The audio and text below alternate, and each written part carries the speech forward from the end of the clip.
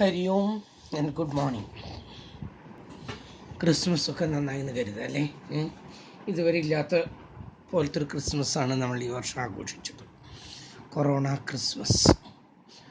എന്തായാലും ഡെയിലി ഇങ്ങനെ അസുഖങ്ങളിങ്ങനെ വർദ്ധിച്ചുകൊണ്ടിരിക്കുന്നൊരു സമയം. ജാനുവരിയിൽ കോളേജുകളൊക്കെ തുറക്കാമെന്നൊക്കെ പറയുന്നുണ്ട്. പക്ഷേ അത് എത്രമാത്രം ഇഫക്റ്റീവ് ആണെന്ന് എനിക്ക് മനസ്സിലാവുന്നില്ല. കാരണം ബസ്സുകൾ തന്നെ ഓടുന്നില്ല വേണ്ട രീതിയിൽ. പിന്നെ ഉള്ള ബസ്സിൽ തന്നെ കുട്ടികൾക്ക് ബസ് കൺസെഷൻ കിട്ടുമെന്നുള്ളത് കണ്ടറിയണം. ഒന്ന്. രണ്ടാമത്, നിങ്ങളുടെ ക്ലാസ്സിന് പ്രശ്നമില്ല. ഒരു റൂമിൽ നിങ്ങൾ അവിടെ ഇവിടെയൊക്കെ ആയിട്ടിരുത്താം. അവിടെ 10-70 പിള്ളേരുള്ള ബികോം ക്ലാസ്സിലെ പിള്ളേർ 2 ബാച്ചായിട്ട് ഇരുത്തേണ്ടി വരും. അപ്പോൾ കാലത്തൊരു ബാച്ച്, ഉച്ചയ്ക്കൊരു ബാച്ച്, അങ്ങനെയൊക്കെ ആയിരിക്കും. 2 നേരം വേണം. പക്ഷേ പകുതി കുട്ടികൾക്ക് കാലത്ത്, പകുതി കുട്ടികൾക്ക് വൈകുന്നേരം. അപ്പോൾ ഈ പകുതി കുട്ടികൾ ആരൊക്കെയാണ്? ഈ പകുതി കുട്ടികൾ ആൺകുട്ടികളൊക്കെ പറയണത് ഞങ്ങൾക്ക് കാലത്ത് തന്നെ എല്ലാവർക്കും വരണം. പെൺകുട്ടികളും പറയണം ഞങ്ങൾക്ക് തന്നെ വരണം. പെൺകുട്ടികളെ ഉച്ചയ്ക്ക് വരുത്താൻ പറ്റില്ല, കേട്ടല്ലോ. അപ്പോൾ അങ്ങനെ ആകെ ഒരു കൺഫ്യൂഷനാണ്. അപ്പോൾ എന്ത് വേണമെന്നുള്ളത് ഇങ്ങനെ ആലോചിക്കുകയാണ്. വരികയാണെങ്കിൽ എല്ലാ കുട്ടികളും വരണം. അല്ലാതെ കുറച്ച് കുട്ടികൾ വരുന്നില്ല, പിന്നെ കുറച്ച് കുട്ടികൾ വീട്ടിലിരിക്കും, അവർക്ക് ഓൺലൈൻ ക്ലാസ് മതി എന്ന് പറഞ്ഞാൽ ദാറ്റ്സ് നോട്ട് പോസിബിൾ, കേട്ടല്ലോ. കാലത്ത് ഉച്ചയ്ക്കും ക്ലാസ് എടുക്കുക, അതുകൂടാതെ ഓൺലൈൻ ക്ലാസ്സുകൾ വേറെ പ്രിപ്പയർ ചെയ്യുക. ഈ ഓൺലൈൻ ക്ലാസ് എന്ന് തന്നെ പറഞ്ഞാൽ തലവേദനയാണ് വാസ്തവത്തിൽ.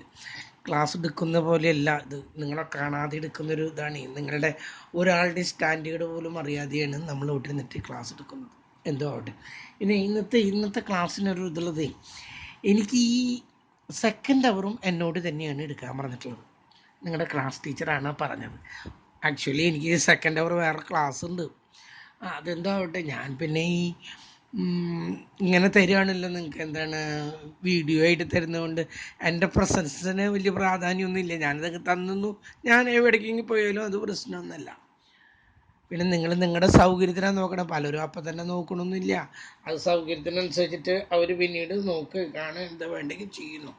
നിങ്ങൾ നോക്കിയിരിക്കണം, അത്രമാത്രം നിർബന്ധമുള്ളൂ എനിക്ക്. കാരണം അത്രയും ബുദ്ധിമുട്ടിയിട്ട് ഇതൊക്കെ ചെയ്തു തന്നിട്ട് നിങ്ങൾ അത് നോക്കാൻ തയ്യാറായില്ലെങ്കിലേ ഞാനാണെങ്കിൽ നിങ്ങളെ വിശ്വസിക്കുകയും ചെയ്യുക. നിങ്ങൾ മെച്യൂർഡ് സ്റ്റുഡൻസാണ്. ബികോമുകാർക്കാണെങ്കിൽ ഓരോ ദിവസം അവരുടെ ഉത്തരങ്ങൾ എനിക്ക് അയച്ചു തരണം. നിങ്ങളോട് ഞാൻ അങ്ങനെയൊന്നും ആവശ്യപ്പെട്ടിട്ടില്ല. Because I think you are all matured.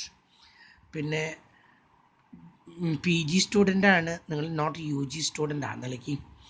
അപ്പം സെക്കൻഡ് അവറിലും ഞാൻ തന്നെ എടുക്കണം എന്ന് പറയുമ്പോൾ അതിൻ്റെ ഒരു ബുദ്ധിമുട്ടുണ്ട്. കാരണം സെക്കൻഡ് അവറിലേക്ക് നമ്മുടെ സബ്ജക്റ്റ് വെച്ച് നീട്ടാന്ന് പറഞ്ഞാൽ അത്ര അങ്ങോട്ട് ഒരു ഇതല്ല.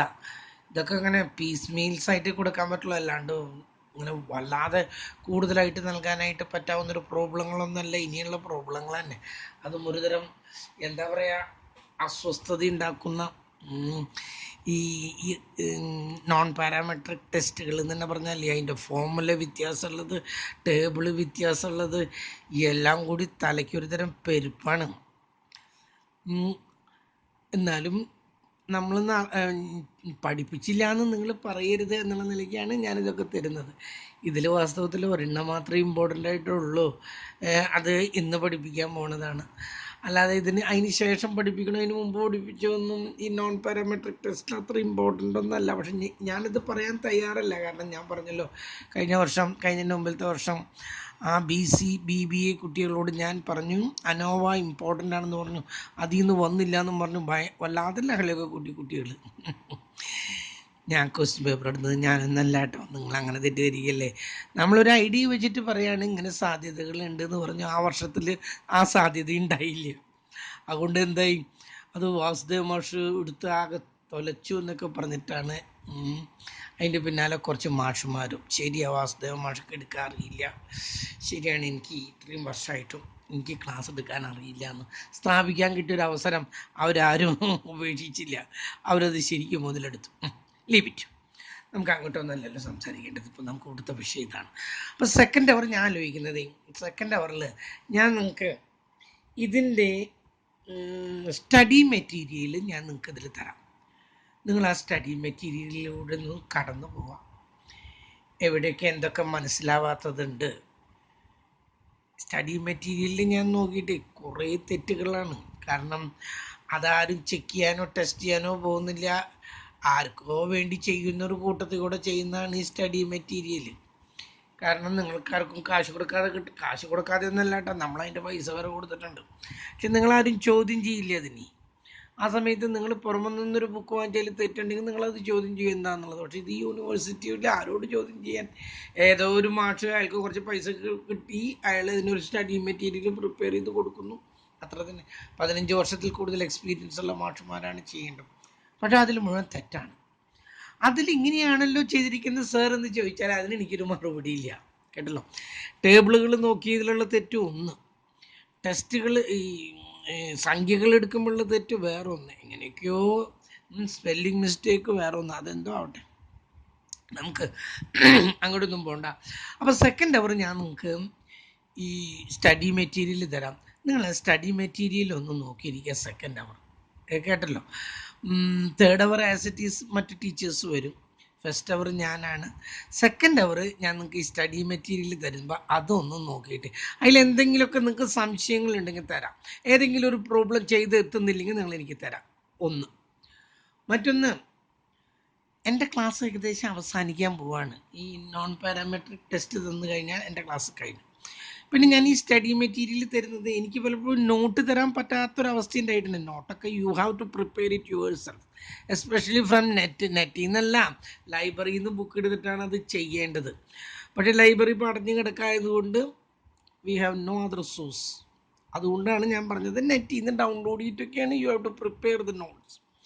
പക്ഷേ എന്നാലും ഞാൻ ഈ സ്റ്റഡി മെറ്റീരിയൽ തന്നതിൻ്റെ ഉദ്ദേശം നോട്ട് തരാൻ പറ്റാത്തതിൻ്റെ ഒരു വിഷമം കൊണ്ടാണ്. അപ്പോൾ അതിലൂടെയൊക്കെ ഇത് കടന്നു പോവുക, എന്തൊക്കെയാണെന്നുള്ളതൊക്കെ ഒന്ന് മനസ്സിലാക്കുക. എന്തെങ്കിലുമൊക്കെ മനസ്സിലായിട്ടില്ലെങ്കിൽ ചോദിക്കുക, ഏതെങ്കിലും ഒരു പ്രോബ്ലം ചെയ്യാൻ പറ്റാത്തതുണ്ടെങ്കിൽ ചോദിക്കുക.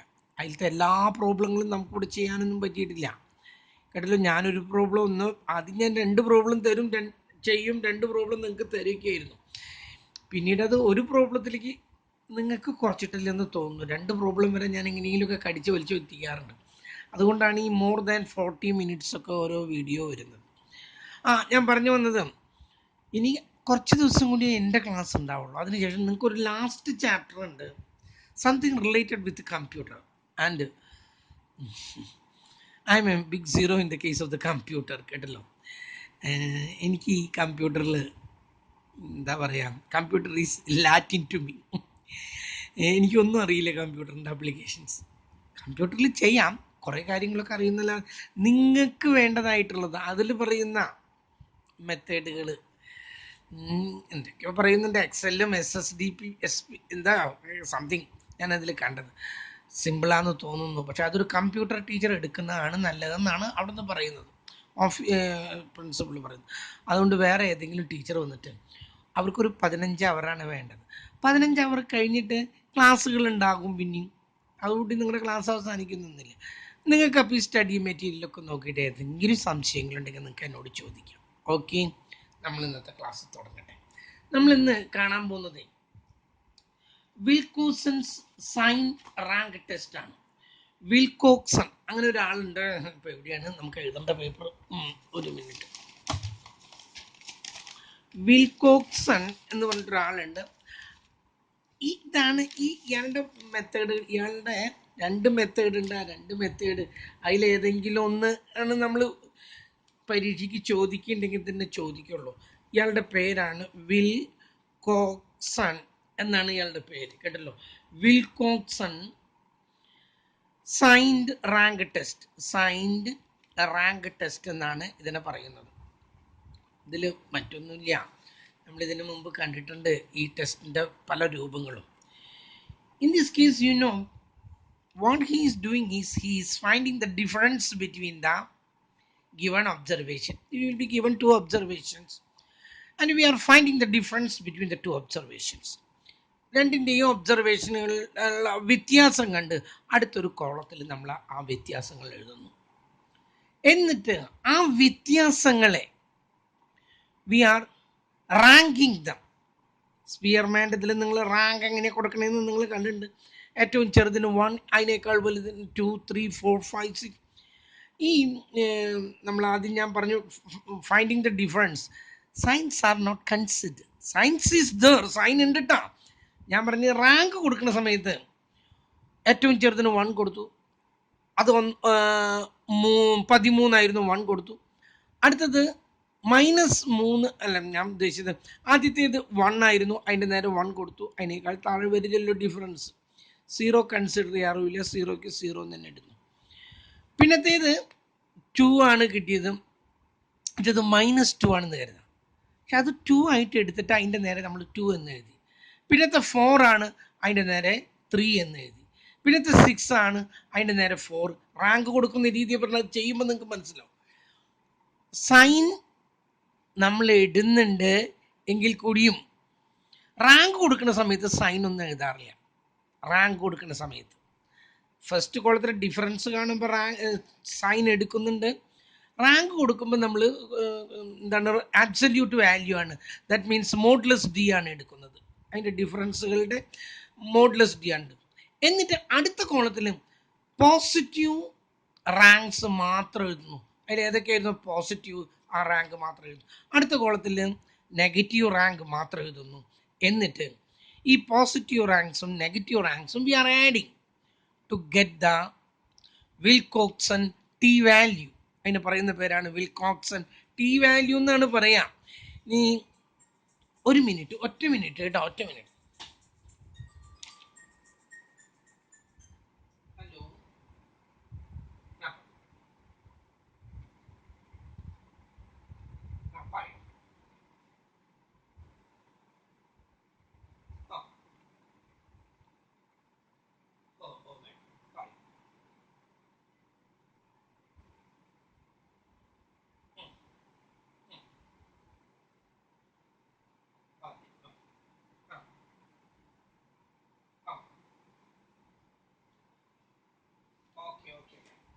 നമ്പർ എത്രയാ? അതെ, 71. വിഷ്ണു, വിഷ്ണു അല്ലേ? വിഷ്ണു. ഓക്കെ, അത് സാരമില്ല സാർ, അവനോട് അത് പിന്നീട് വായിക്കാൻ പറയും. ഇപ്പൊ സ്ട്രെയിൻ എടുത്തിട്ടൊന്നും എൻ്റെ ഇത് വായിക്കേണ്ട കാര്യമൊന്നുമില്ല. അത് പിന്നീട് സമയമുണ്ട്, നമുക്ക് ഇഷ്ടം പോലെ സമയമുണ്ട് കേട്ടല്ലോ. അപ്പം നോക്കിയിട്ട് അപ്പം ചെയ്താൽ മതി. നോട്ടുകൾ വായിച്ചതാണോ ഒക്കെ അപ്പം മതി. ഇപ്പൊ തൽക്കാലത്തേക്ക് കണ്ണിന് റെസ്റ്റ് കൊടുക്കാൻ പറയാം കേട്ടോ. എവിടെ ചെയ്യുന്നു, എവിടെ കാണിച്ചു? കോയമ്പത്തൂർ. ഓ, അനുബന്ധി. All the best. അവനോട് പെട്ടെന്ന് സുഖമായിട്ട് വരാൻ പറയൂ കേട്ടോ.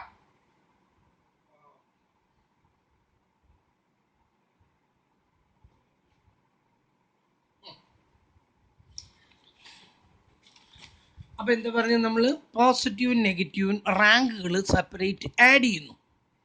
എന്നിട്ട് വിൽക്കൂസൺ ടെസ്റ്റിനെ നിങ്ങളുടെ ബുക്കിൽ W എന്നൊക്കെയാണ് കാണിച്ചിരിക്കുന്നത്, എന്താണ് ടേബിൾ, നിങ്ങളുടെ സ്റ്റഡി മെറ്റീരിയൽ. ആക്ച്വലി T ആണത്, T ടെസ്റ്റാണ്, വിൽക്കോസൻ്റെ T ടെസ്റ്റ് എന്നാണ് പറയുന്നത് തന്നെ. അതിൽ ഈ പോസിറ്റീവും നെഗറ്റീവും കൂട്ടുന്നതിൽ whichever is less that is T value.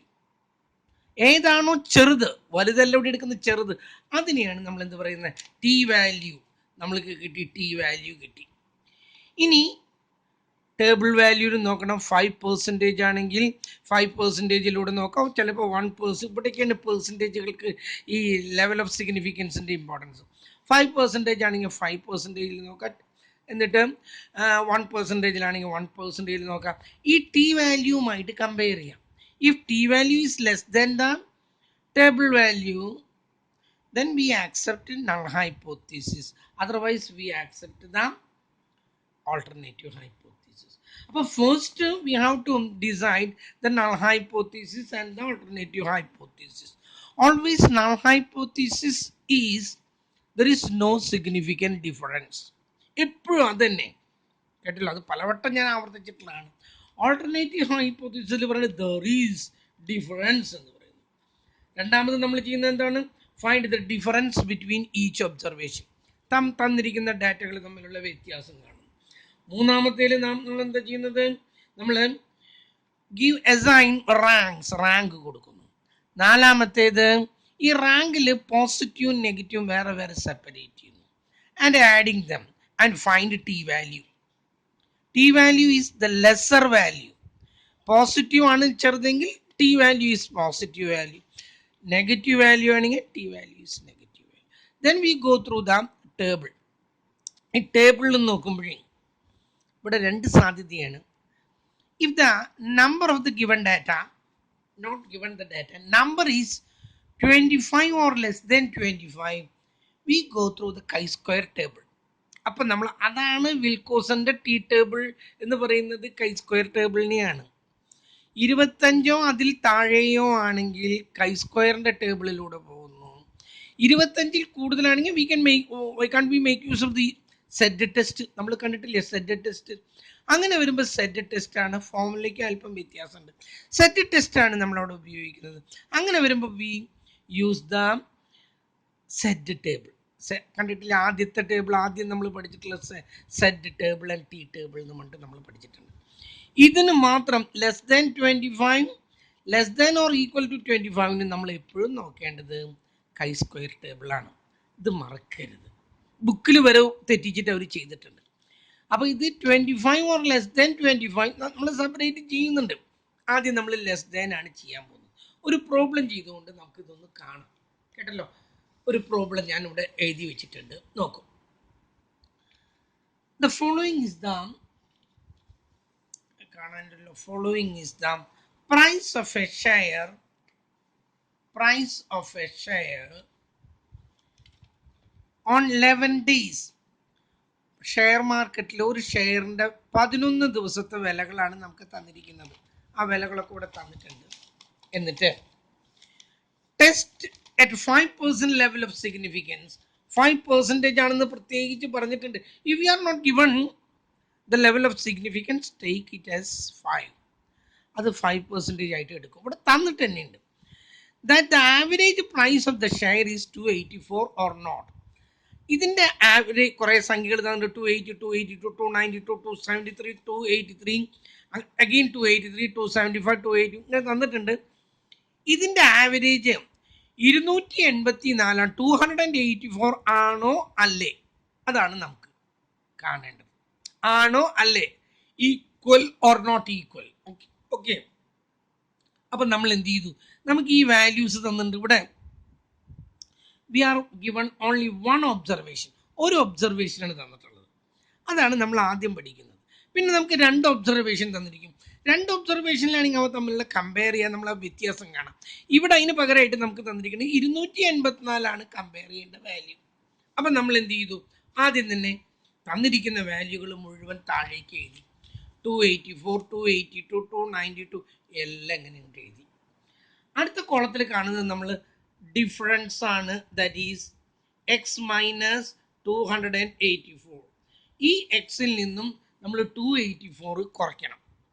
ആദ്യത്തേതിൽ നിന്ന് 280 നിന്നും 284 കുറച്ച് -4 -2 292 എത്രയൊക്കെ 92 84 8 92 73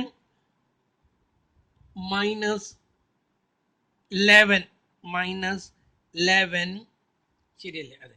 83ക്ക് -1 വീണ്ടും 83 തന്നെ -1 74നും എത്ര കിട്ടുന്നത് 9 75 അല്ലേ?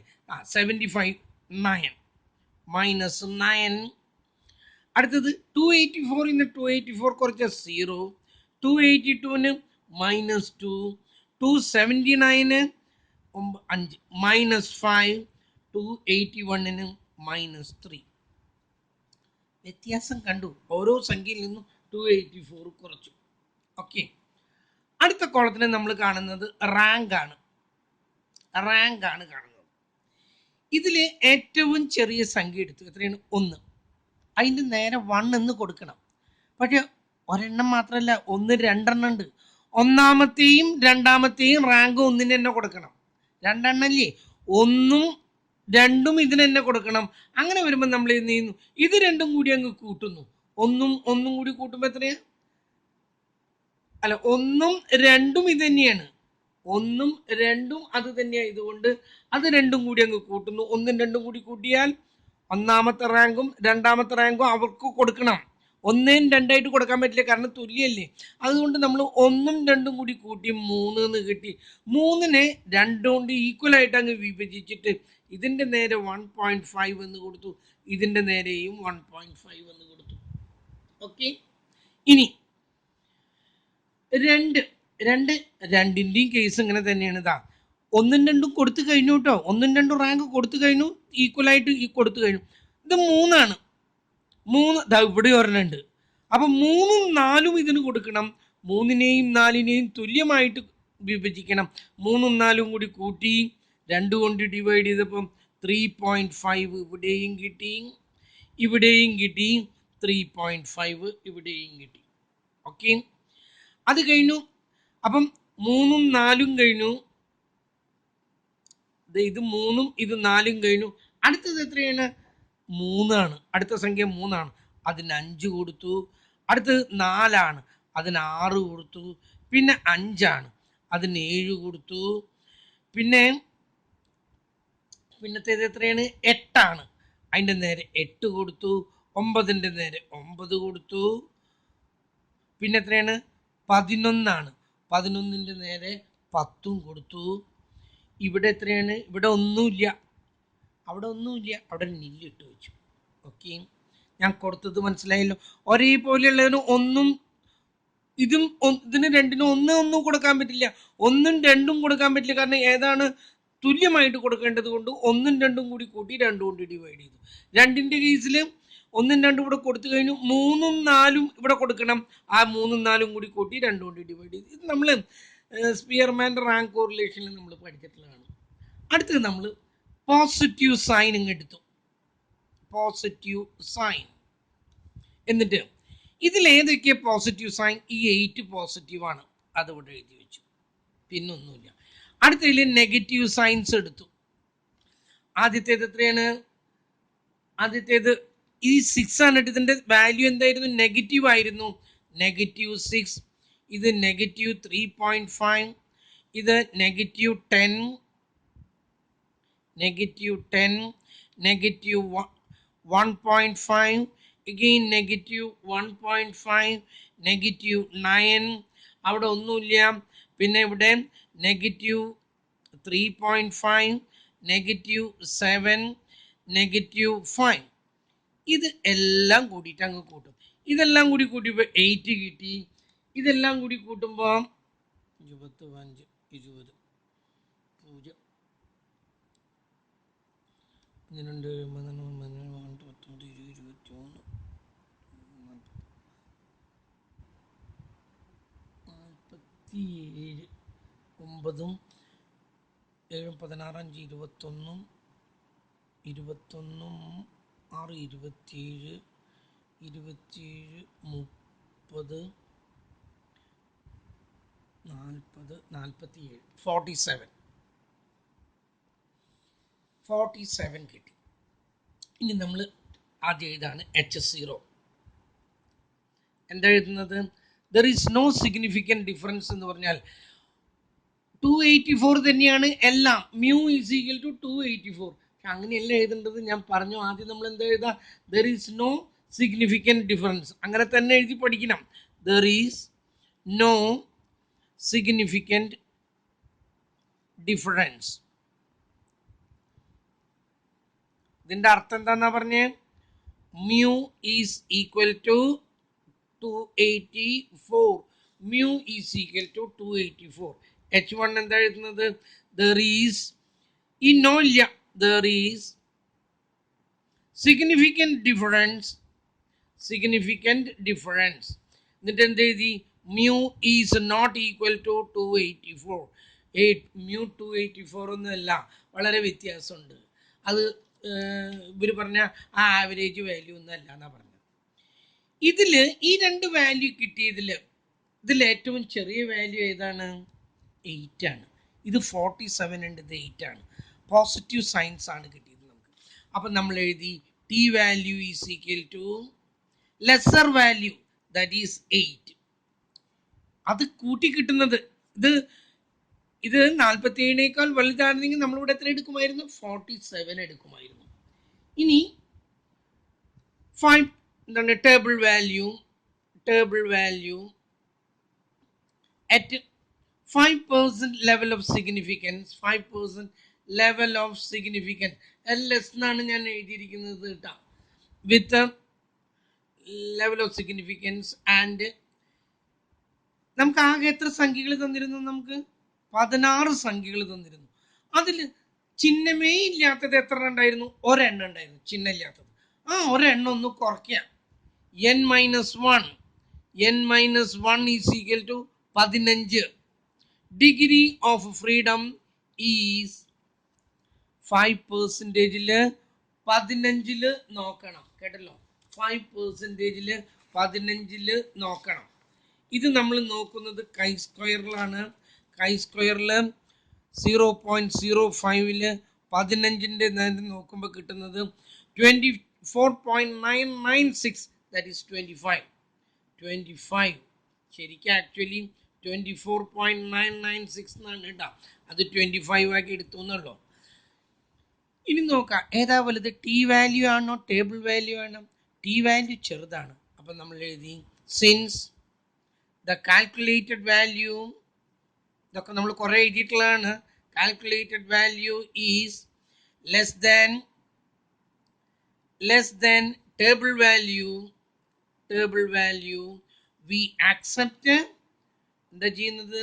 we accept h0. that means null hypothesis നമ്മൾ സ്വീകരിച്ചു.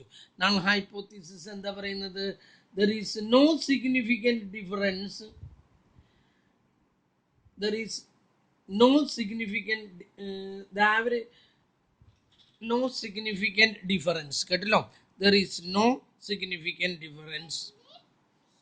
ആദ്യത്തേത് mu is equal to 284. ഇത് ഒരു വ്യത്യാസവും ഇല്ല, എല്ലാം ഏകദേശം 284 അടുത്ത് തന്നെയാണ് കിടക്കുന്നത്. ഓക്കെ, അപ്പം ആ പ്രോബ്ലം കഴിഞ്ഞു. അപ്പോൾ ആവറേജ് പ്രൈസ് ഈസ് 284. അതിൻ്റെ ആവറേജ് പ്രൈസ് 284 തന്നെയാണെന്ന് നമ്മൾ പ്രൂവ് ചെയ്തു.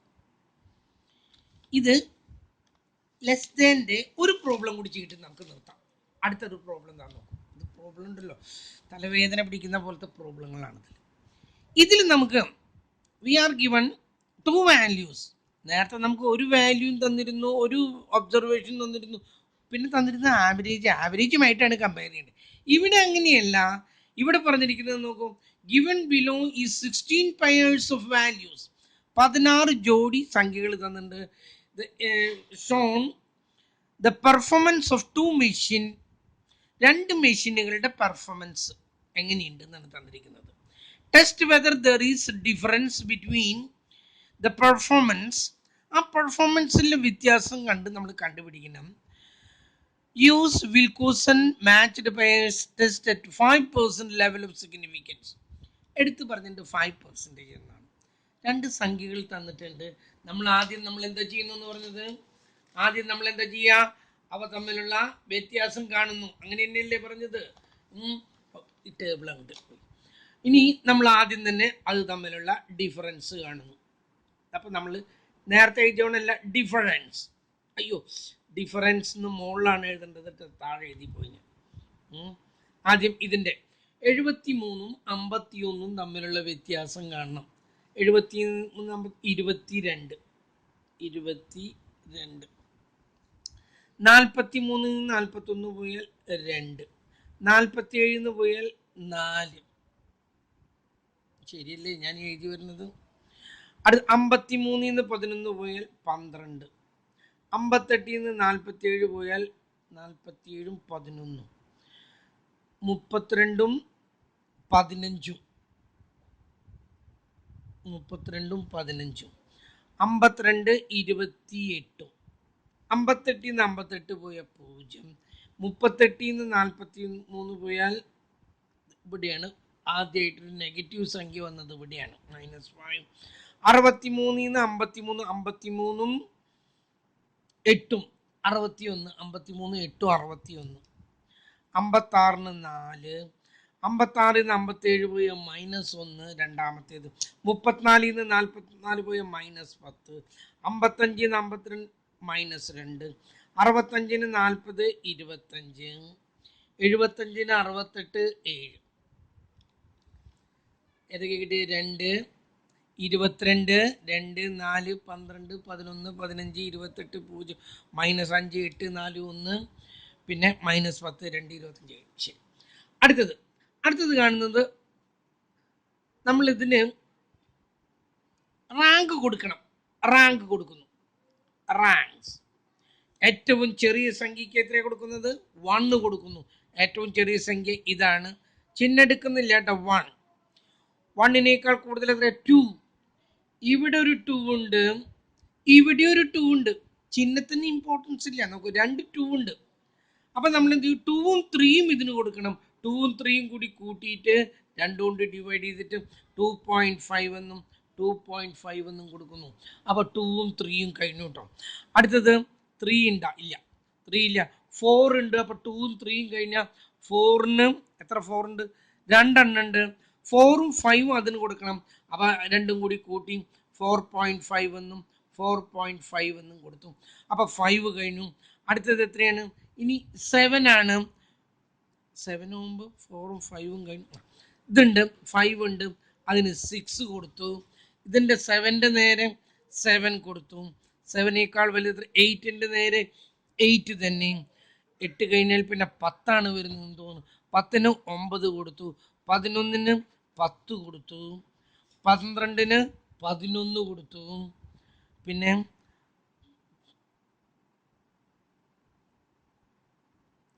11 കൊടുത്തു. പിന്നെ ഏതാണുള്ളത്? 15 അല്ലേ അടുത്തത്? 11 കൊടുത്തു. 15ന് 12 കൊടുത്തു. പിന്നെ 25 22 ഉണ്ട് ഇവിടെ. ഇതിവിടെ ഒരു ഉണ്ട് കേട്ടോ. ഞാനിവിടെ റാങ്ക് എന്നുള്ളത്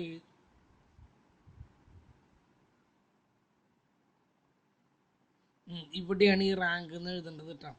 അപ്പം 11 കഴിഞ്ഞു, 12 കഴിഞ്ഞു. ഇതിന് നമ്മൾ എത്ര കൊടുക്കുക? ഇവിടെ ഞാൻ എഴുതി വരുമ്പോൾ തെറ്റ് വരുന്നതാണ്. 13 കൊടുത്തു. 13 കൊടുത്തു.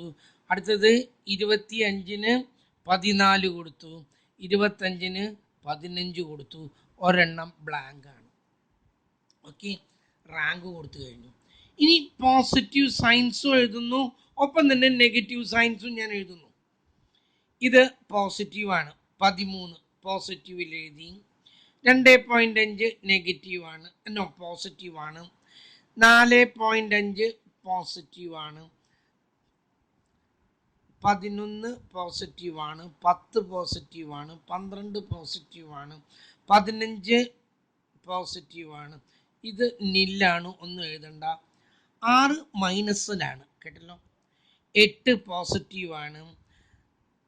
4.5 പോസിറ്റീവാണ്. 1 നെഗറ്റീവാണ്. 9 നെഗറ്റീവാണ്. 9 മൈനസാണ്. 2.5 മൈനസാണ്. 14 പോസിറ്റീവാണ്. 7 പോസിറ്റീവാണ്. ഓക്കെ, 6 10 16 18.5 ഇതാണ് ചെറുത്. നമുക്ക് ഈ ചെറുതറിയാൻ വേണ്ടോ? 18.5.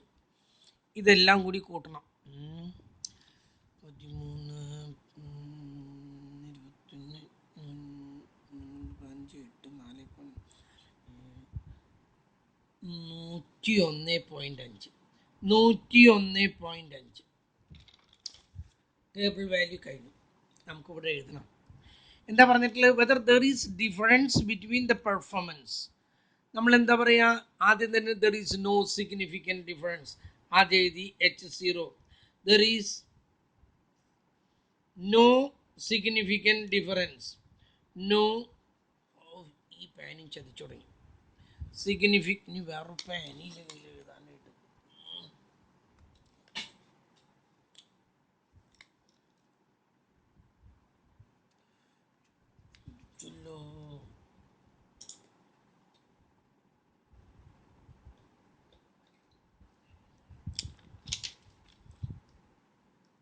significant difference. H1 എന്താ എഴുതാം? There is significant difference. There is significant difference എന്ന് എഴുതി. നമ്മൾ എന്നിട്ട് നമുക്ക് ടി വാല്യൂ കിട്ടി. Smaller one 18.5. T value is equal to 18.5. ഇനി എന്താ പറഞ്ഞത്? Table value. ടേബിൾ വാല്യൂ നമുക്ക് തന്നിട്ടുണ്ട് 5% level of significance and degree of freedom കാണുമ്പോഴേ ആകെ 16 വാല്യൂസ് ആണ് തന്നിരുന്നത്. നമുക്കിവിടെ 16 വാല്യൂസിൽ ഒരു ചിഹ്നമില്ലാത്ത എത്ര ഉണ്ടായിരുന്നു? ഒരെണ്ണം ഉണ്ടായിരുന്നുള്ളൂ. 16ൽ നിന്ന് അതൊന്ന് കുറയ്ക്കാം. 16 മൈനസ് 1 എത്ര കിട്ടുന്നത്? 15. Level of degree of freedom is, നമ്മൾ നോക്കുന്നു, ടേബിൾ വാല്യൂ എടുക്കുന്നു, 5%-ൽ 15. ടേബിൾ വാല്യൂ എടുത്തു, 5%-ൽ 15. നമ്മൾ നേരത്തെ കണ്ട അതേ വാല്യൂ ആണ് ഇതും. ഇതിനും അങ്ങനെ തന്നെ വന്നേ. 25 കിട്ടി. 25 കിട്ടി. ഇനി എന്താ വേണ്ടത്? 18, 25 കിട്ടി. ഇനി എന്താണ്? Which ever is less. ഇതാണോ ചെറുത്, ഇതാണോ ചെറുത്? Table value is less. അപ്പം നമ്മൾ താഴെ എഴുതി table value, since the table value is less than the calculated value is less than the table value, we accept H naught. That means null hypothesis. എന്നിട്ട് നമ്മൾ എഴുതി there is no significant difference in the performance of two machines. അത്ര മതി ഇന്ന്, കേട്ടല്ലോ. ഇനി ഞാൻ പറഞ്ഞു ഇന്നത്തെ ദിവസം നമ്മൾ 36 മിനിറ്റ് ആയിട്ടുള്ളൂ. ഇത് കഴിഞ്ഞാൽ നിങ്ങൾ കഴിയുമ്പോഴേക്കും ഞാൻ നിങ്ങൾക്ക് മറ്റത് ഡൗൺലോഡ് ചെയ്ത് തരാം. എന്താണ്? Study material. നിങ്ങൾ ആ സ്റ്റഡി മെറ്റീരിയലൊന്ന് സെക്കൻഡ് അവർ നിങ്ങൾ അതിലൊന്ന് നോക്കുക, കേട്ടല്ലോ. കാരണം എനിക്കാണെങ്കിൽ ക്ലാസ്സും ഉണ്ട്. മാത്രമല്ല ഇനിയിപ്പോൾ ഇതിൽ ഒരു പ്രോബ്ലം കൂടി തന്നിട്ടുണ്ടെങ്കിലല്ലോ അതൊന്നും താങ്ങില്ല, കേട്ടല്ലോ. അതുകൊണ്ട് ഇങ്ങനെ ഇരിക്കട്ടെ, ഇന്നത്തെ ഒരു ദിവസം ഇങ്ങനെ ഇരിക്കട്ടെ. സെക്കൻഡ് അവർ നിങ്ങളൊന്ന് അഡ്ജസ്റ്റ് ചെയ്യുക, കേട്ടല്ലോ. ഞാൻ ഉണ്ട് എന്ന് തന്നെ പറഞ്ഞാൽ മതി. നിങ്ങൾ ഞാനില്ല എന്നൊന്നും ആരോടും പറയാൻ നിൽക്കട്ടെ. ക്ലാസ്സിൽ മാഷില്ലെന്ന് ചോദിച്ചാൽ ഉവ്വ, അത്ര തന്നെ, കേട്ടല്ലോ. Okay, please cooperate with me. അപ്പോൾ അത് കഴിഞ്ഞ് ഇനി ഈ പുതിയത് വന്ന കുട്ടികളോട് എനിക്ക് ഒന്നും പറയാൻ പറ്റിയിട്ടില്ല.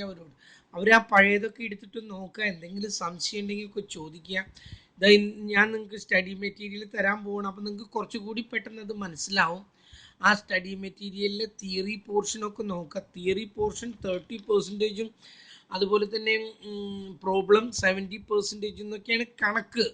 പക്ഷേ അതൊക്കെ വ്യത്യാസം വന്നിട്ടുള്ള പല വർഷങ്ങളും ഉണ്ട്, കേട്ടല്ലോ. ഇനി ഇപ്പോൾ പഠിപ്പിക്കുന്നത് ഒരു ബിഗ് കോംപ്ലിക്കേറ്റഡ് ആണ്. സംഭവം സിമ്പിൾ ആണെങ്കിലും ഇതിൻ്റെ ഫോമുലകളൊക്കെ ഓർത്തിരിക്കാൻ, കാരണം ഇതിലിപ്പോൾ സിമ്പിളാണ്, ഇതിൻ്റെ മുമ്പ് ചെയ്തതും സിമ്പിളാണ്.